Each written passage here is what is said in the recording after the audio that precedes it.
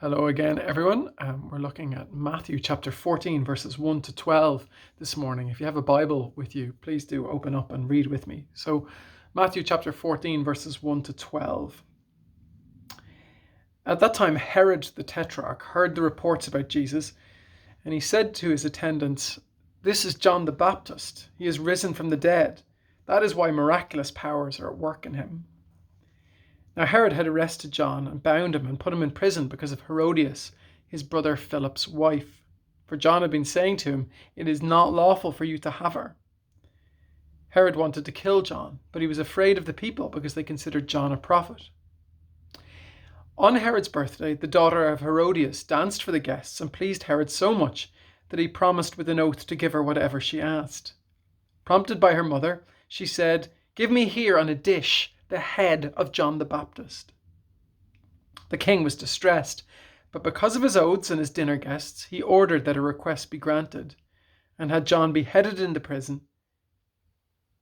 His head was brought in on a dish and given to the girl, who carried it to her mother. John's disciples came and took his body and buried it. Then they went and told Jesus. And this is God's holy and powerful word for us this morning. I heard a story a good few years ago about a professional footballer, who was a Christian. He was one of the best known footballers in Northern Ireland at the time, and he was well known. And because he was a Christian, he gave talks in churches sometimes. And this particular footballer, called Stephen Collier, I think it was him. Apologies to Stephen if I've got that name wrong. And he was giving this talk in this youth group in a church, and he talked about what it was like to be a Christian on the football pitch and how to honour God while you play. And afterwards in this talk, there was a question and answer session, and all kinds of people asked him questions about different aspects to his life and what it was like to be a Christian, be a professional footballer. Towards the end, a younger boy, who my friend said was a bookish looking fella, a fella who looked like he knew a thing or two, raised his hand to ask a question, and they called on him. And the boy put up his hand and he said, "Stephen, if you're such a good Christian on the football pitch, why is it that you've got more yellow cards than anybody else in the entire league?" There was silence in the room. This brave boy putting his hands up in this situation to say, well, if you're living as a Christian, how is it that you've got this disciplinary record? He was speaking truth to authority. This morning in the Bible passage, we're looking at another example, and a more daring example of someone speaking truth to power. Those who look at Matthew's Gospel, one of the four accounts of Jesus' life and ministry in the Bible, consider that there's a dividing point at the beginning of chapter 14, that we've kind of entered a second part of Matthew's Gospel. And it begins with this extraordinary and awful account of the execution of John the Baptist. John the Baptist was a second cousin of Jesus. He was a kind of prophet figure whose job it was to point to Jesus, to tell people that God's Messiah had come. The rescuer was on earth. This incident that we've read today is recorded in Matthew's Gospel, but also in more detail in Mark's, and we'll refer to that a little bit as we go along. John was a kind of a strange character, and he was out in the desert, but he was well known, and people liked to hear him so much that they travelled out to the desert to hear what he had to say. And he'd shout to those who'd listen, "Repent, for the kingdom of heaven has come near," which is code for, "Get your lives in order because God is with us."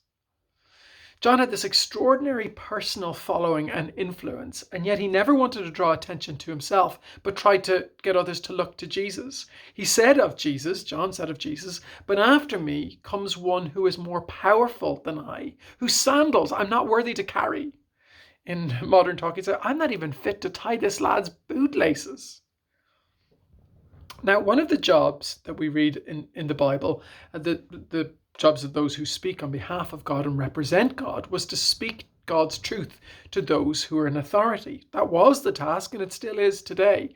It's a scary and sometimes dangerous thing to do, but courageous and godly people would do it and still do. We read, for example, about Nathan, and he's a prophet in the time of King David. Now, King David was a king who was respected like no other in the Old Testament. He was widely loved. He was supremely powerful. But he did something that was wrong. He slept with a woman who wasn't his wife. he wanted to have that woman Bathsheba, and so what he did was, her husband worked for him in his army, and he put him to the front of a battle that he knew that this husband was going to lose, and he was killed in that battle, and then David took this woman as his wife. It was a terrible thing to do, and Nathan, who is acting on behalf of God, confronts David, and in 2 Samuel 12 verse 9 he says to David, "Why have you despised the word of the Lord to do what is evil in his sight?" Nathan calls a spade, reminding David that everyone, even if they're the king, needs to do what's good and right, not what's wrong. That they use their power to honor God and glorify God rather than to suit themselves and their own desires. It seems that John the Baptist had acted in a similar way to Nathan, and that's why we read at verse 3 in Matthew chapter 14 about John and his relationship with the tetrarch of the time, somebody called Herod. And it says there at verse 3, "Now Herod had arrested John and bound him and put him in prison because of Herodias, his brother Philip's wife. For John had been saying to him, 'It is not lawful for you to have her.'" It seems that this Herod, who, there's lots of Herods in the New Testament, so you got to work them out. This Herod is the son of Herod the Great. That Herod the Great is the one who'd killed all the babies in Matthew chapter 2 when he was looking for Jesus to get rid of him. And he follows in the family line of a streak of evil running through them. This Herod is called Herod Antipas, as he was known. Now, what he'd done was he divorced his own wife in order to take his brother's wife, Herodias, from him. This was completely illegal and immoral in Jewish law, and John had no problem going to Herod and telling him this. You're supposed to do what's right in the sight of God. You're supposed to represent God's principles and be obedient to him, and this is wrong.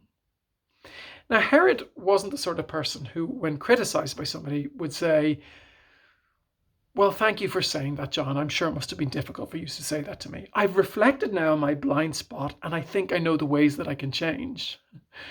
No, when John says this, he's furious, and he has him thrown in prison to shut him up. It seems this public criticism affected not only Herod, but also this new wife who he'd taken, Herodias, and maybe affected her more even than it did Herod, and she angled for the execution of John. We read in Mark 6 verse 19, he tells us that Herodias had nursed a grudge against John and had wanted to kill him. Many of us nurse grudges against people because what they say makes us feel uncomfortable.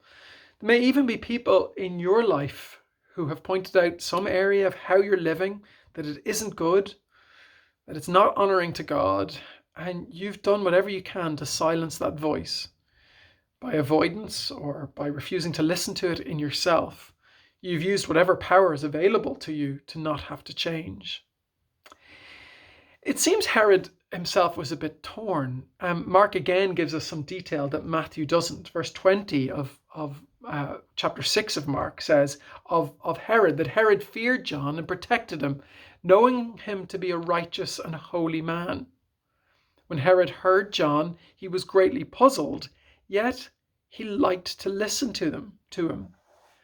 Herod isn't a simple character. His heart, like everyone's, is complex. He wants John silenced because he's afraid of his reputation, and yet he's intrigued by him, likes to hear what he has to say. This message about Jesus and the kingdom has caused something to happen in him, stirred something within him. But his reputation is something that he really is scared of, and he won't take the steps necessary to fully receive the message that John brings about Jesus. He won't count the cost in his own life to receive it and to change the way he lives. That happens quite regularly. People can hear the message of Christianity, but don't actually want to do anything to respond to it. I read about a letter that was sent to the Daily Telegraph in the United Kingdom, and somebody who was writing was describing their attitude to church, and they were writing something that they thought was positive. They said, "On Sunday mornings, Rupert and I sometimes attend an early church service. For me, churches are like spiritual banks where I can stoke up my coffers." For this woman, church provides a zero commitment service. She turns up when she wants to get something she knows that she needs. She willingly receives from the church, but by the sounds of things, she has absolutely no intention of redirecting and reorienting her life in order to fully receive the message of Jesus. She just takes what she can get from the church. In the end, for Herod and John the Baptist, this tetrarch, this leader Herod, is more interested in using his power to maintain the status quo and go on living the way he wants to live. From verse 6 in Matthew, we read of how on Herod's birthday, Herodias' daughter, who Josephus, who's a historian from outside the Bible, not a Christian, he records some of the going-ons of Herod's court. This daughter is called Salome, and there's a particularly big banquet happening. Herod has all his important officials and military people around him, and this girl, Salome, dances, Herodias' daughter, and she's so impressive when she dances and puts on such a good show. And Herod is so pleased that she's entertained these important guests of his that he says to her, Salome, you can have anything you want. And so we're told, prompted by her mother, she turns to him and says, I want the head of John the Baptist. Well, you can imagine how Herod feels. He's glad to have him in prison, away from his reputation being damaged, but to kill him, well, that's a bit much. But because he doesn't want to be embarrassed, and because he made an oath in front of some very important people, he carries through with it. And John is beheaded, and his head is brought to Salome, and then it's given to her mother. It's a horrible thing. And it's a story about how the wielding of power produces evil. Herod is sometimes referred to as a king. He is at verse 9 here, but he actually never was a king.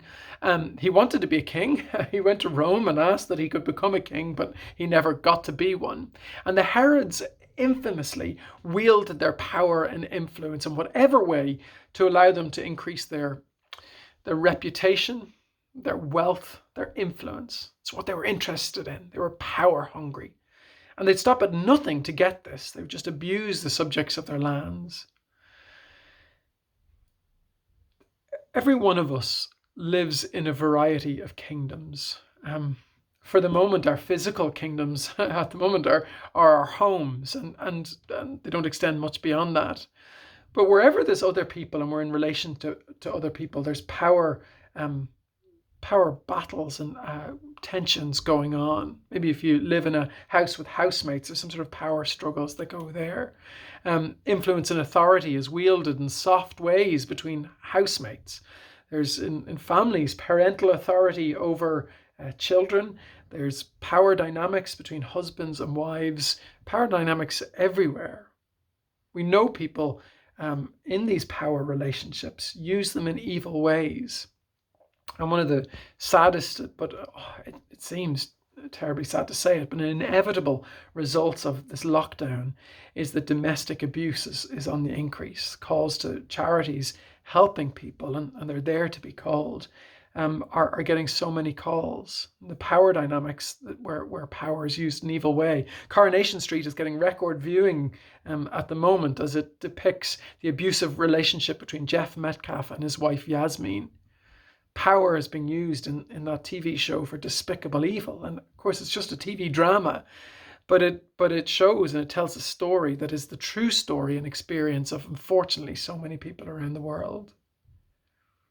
You may have encountered oppressive power plays in all kinds of ways, maybe at home. It could be in school, or it could be in the workplace. It could be in your work, where people who effectively have the control over your livelihood can treat you terribly, and there's very little that you can do to push back against it. You might be interested to know that the number one reason for ministers and pastors of churches having to resign in the US, or they have to resign, the number one reason is for abuse of power and a refusal to lead in a collective way. Number one reason why ministers and pastors have to leave churches is because of their abuse of power and their love of power. You may have heard the story of Jean Vanier. Vanier founded a very famous community called L'Arche, and for decades it's cared for people who have learning difficulties, and it was a worldwide organization. Vanier, who had started this, he died last year, was loved and respected by Christians from across denominations. His work was world famous.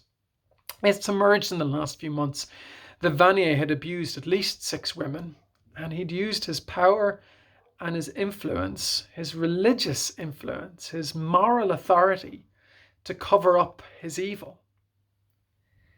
It's extraordinary how that happens. It's wrong and it's evil, but it has happened. How are we to use our power in a Christ-like way?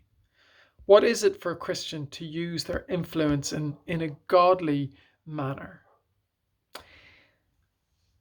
What John did was he used his power and authority to speak up, to speak God's goodness and truth when somebody was living in this evil way. And I want to start by, as we think about how we apply this, I want to start by saying we all have power. You might not think you're very powerful, but we all have some power. Here are some possibilities of ways you have power. One of the things the Bible says is, and Proverbs, for example, says this at 18 verse 21, that the tongue has the power of life and death, that we have extraordinary power in our words. Something that we take for granted, something we've maybe not given too much thought to, but what we say has such extraordinary influence over other people. And Proverbs says it's actually as significant as the power over life and death. So you have the power over life and death with your words. We also have relational influence. I read recently of somebody whose occupation was described as social influencer. I was just laughed at that. I thought that maybe people who are famous for something else were considered to be social influencers, or you might have a day job like be a barber or a bus driver and be a social influencer on the side. But no, there are people whose entire jobs are called being a social influencer. But in some senses, we're all social influencers. We all have relationships which our personality brings some authority to. And that's an area in which we can use our power for good or for evil. The Bible also talks about our resources having power. Proverbs 11:25 says, "The generous will prosper. Those who refresh others will themselves be refreshed." Your resources have the power to refresh people, to bring people back to full life and whole life. However meager your resources seem, you've got resources of personality, resources of time, maybe resources of money, or even things that you have, and you have the choice to use those to refresh people. And then another, and there's lots more, but I'll finish with this. Another resource that you have is the power of prayer. Amazing, isn't it? James 5 verse 16 in the New Testament says this about prayer. The prayer of a righteous person is powerful and effective. Now that righteous just means somebody who has faith in Jesus, who is made holy by Jesus. So that doesn't mean somebody's holy in their own right. And when somebody who is a Christian, who trusts in Jesus, prays, there's extraordinary power in that. So the question I want to leave us with is this question. How are we going to use our power? Somebody called Diana Garland has written about the choice that every Christian has. Here's what she says. Christ says the greatest commandment is to love God and to love neighbor. We cannot will ourselves not to be concerned about our own well-being. We can only be aware of it and ask God to give us new vision beyond our own needs, to embrace the power we have and to use it for good in the lives of others. So we recognize the power we have, we embrace it, and we pray. And we say, God, let me use whatever power I have to help others, to love you, Father, and to love other people. You'll see at verse 12 of chapter 14 in Matthew that the disciples tell Jesus that John the Baptist has been killed. That's the next section. He says that at 12, and then it goes into the next section. And verse 13 tells us that when Jesus heard this, he's sad by it, he's overwhelmed by this. And when he had heard it happened, he withdraws by boat privately to a solitary place. And you can imagine this is Jesus with all the power of heaven at his beck and call. And he withdraws in his sadness. And instead of using it to get revenge or to go after this tetrarch, the next thing that we see him doing, Jesus doing, is using his power to help other people. He uses his power to help others as an example and a call for us to do the same.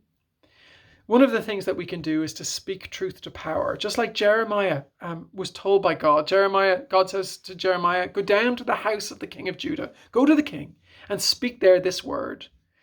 Do justice and righteousness and deliver from the hand of the oppressor him who has been robbed.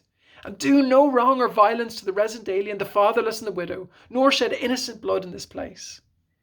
Go and use your power to help others and do justice and do what's right in God's eyes. And you start by using this power on yourself. And you say, are there areas in my life that I am using whatever influence and power, authority I have, and that are wrong? Can I use what I have to see that I need a rescuer? I need to be saved. I need to be transformed and refreshed and restored. And God has used his power in Jesus to allow that to be possible. So you start by that. Now you say, have I got power to speak up for justice and speak for God's kingdom? You use your influence to honor God and let him make the change in people. You use your money and your power to care for the poor and the marginalized, to think about what you've got so others can be helped. I want to finish with this very practical thing. 3 things for you to ask yourself. And I want you to take a moment to reflect on these 3 things. Here they are. How have I wielded power in ways that have served me and hurt others? That's first. Secondly then, how might I receive the power of God's forgiveness and freedom for this? And thirdly then, what power do I have that I can use to represent Jesus, confront evil, and liberate and refresh others? Let's be people who speak truth to power, where we confront evil, where we do justice, where we honor God, and we're part of him using people to refresh and restore those we encounter.